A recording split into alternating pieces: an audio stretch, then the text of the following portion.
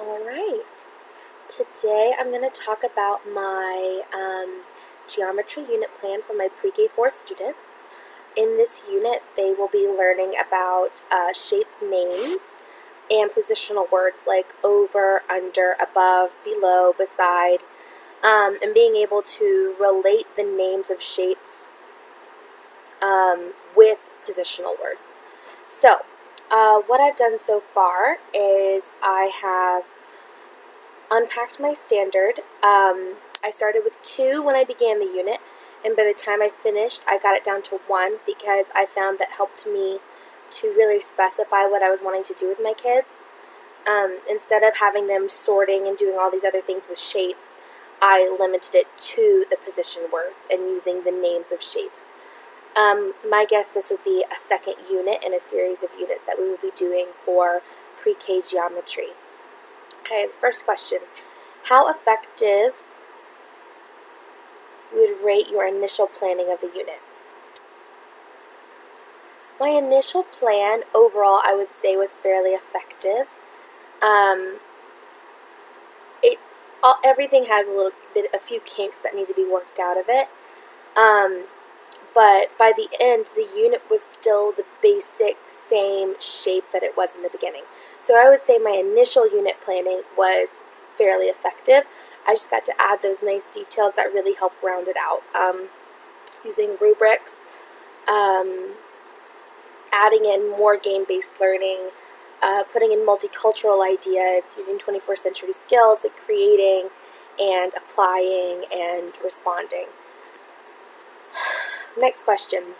What led to revisions in the lesson plans and or unit plan? For the most part, when I was going through the lessons, there wasn't a whole lot that I needed to edit. The only things that I got comments on were like specifics. So if I wrote in my description, oh, this is a hands-on project, I would go back and specify what makes it hands-on. It's a game-based learning or it's a project-based learning. So my students go out and they create something with their hands and they have to make sure everything's working, and specifying that instead of just saying, oh, this is hands-on, because that could literally mean anything. So my lesson plans had subtle changes. One of the biggest things I needed to work on was specifying how I would differentiate my lessons. In pre-K 4, because they're so young, we already focus on visuals and colors and breaking down the directions and things because they have to hear them multiple times. So a lot of times in pre-K 4, not a whole lot of differentiation is needed because it is already broken down to a point where a non-native speaker or a student with a learning disability would be able to keep up with it. So I was having a little bit of a hard time figuring out those specific differentiated points. Third question, what insights did you gain from the lesson planning process and teaching a lesson?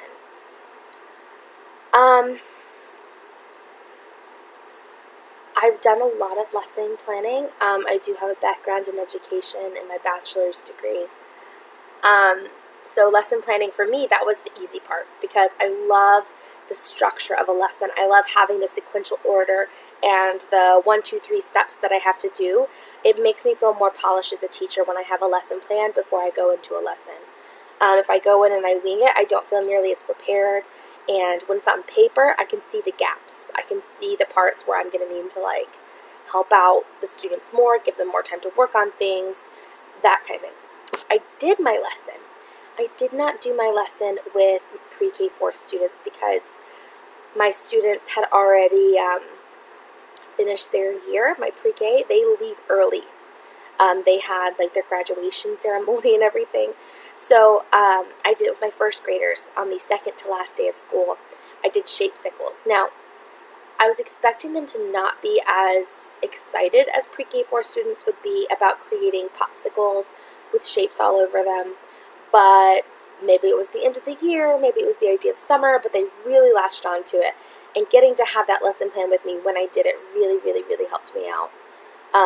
In guiding and getting to use academic vocabulary and letting them do turn and talks and things like that. What parts of the unit plan emerged as critical to this implementation?